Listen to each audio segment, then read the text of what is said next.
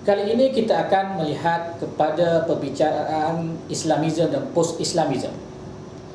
Islamism adalah sebuah istilah yang dibangunkan oleh orientalis dan ilmuwan daripada barat bila melihat kepada Islam dan politik Islam. Maka Islamism dikaitkan dengan aktiviti fundamentalis konservatif daripada kalangan umat Islam, yang mana mereka melihat isu ini dengan perkembangan yang berlaku kepada revolusi Iran dan juga perkembangan gerakan-gerakan Islam sedunia. Mereka melihat gerakan Islam sedunia menggunakan pendekatan-pendekatan yang ingin menegakkan syariat, ingin menegakkan daulah Islam, yang mana pada pandangan kita sebagai umat Islam, Islam yang sempurna ini kita katakan Islam ad-din wa daulah. Tetapi tidak pada pandangan barat bila mereka melihat isu ini daripada sudut kajian mereka. Maka setelah berakhirnya perang dingin di antara Amerika dan Soviet Union, barat telah mengalih pandangan kepada dunia Islam. Maka daripada sini kita melihat perkembangan daripada era Islamism kepada post-Islamism.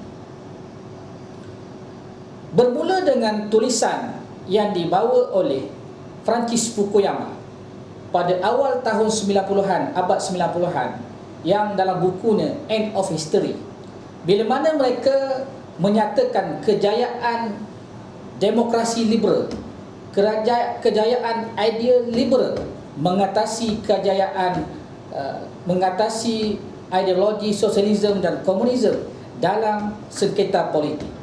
Akhirnya pada pandangan Francis Fukuyama, demokrasi liberal inilah adalah sejarah terakhir dalam perkembangan politik dunia.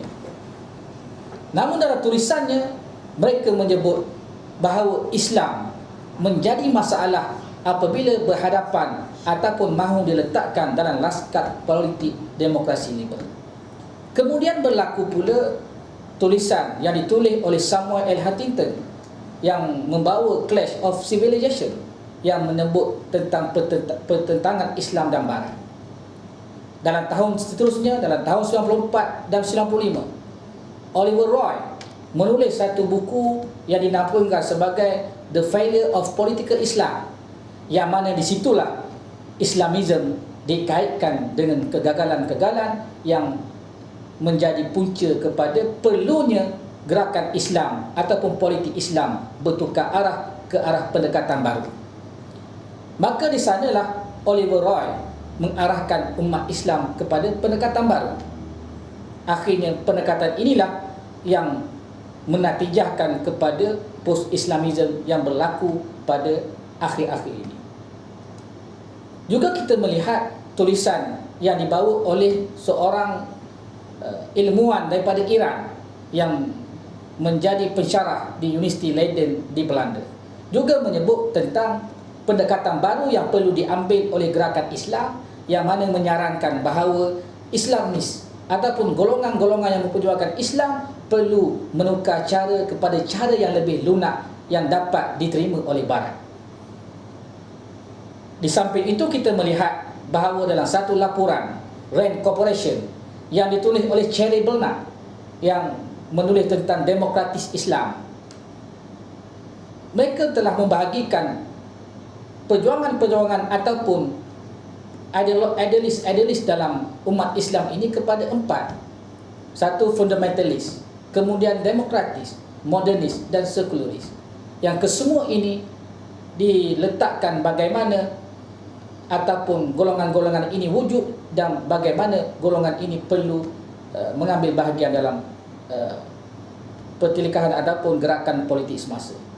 Dan kesan ini kita melihat daripada berlakunya Arab Spring, bila berlakunya kejayaan Turki AKP Erdogan pada tahun 2002 memenangi pilihan raya Turki, kejayaan dalam masa yang sama PKS di pilihan raya pemilu Indonesia, dan juga kejayaan An-Nahdah pada tahun 2011 di pilihan raya Tunisia.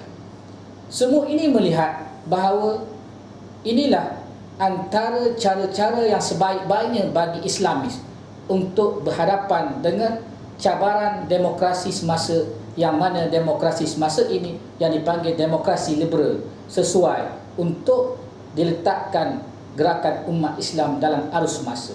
Menyebabkan hal ini, kalau kita timbang-timbang, adalah interaksi daripada Islamofobia yang disebut oleh Barat, yang menyebabkan Islamofobia ini juga diambil oleh umat Islam sebagai satu pendekatan bagi melihat bagaimanakah cara boleh mengurangkan Islamofobia dalam isu politik, akhirnya menyebabkan sebahagian daripada kita sedikit demi sedikit ke arah bergerak ke dalam arus politik post-Islamism. Mungkin itu yang boleh kita lihat pandangan secara ringkas tentang Islamism dan post-Islamism. Allah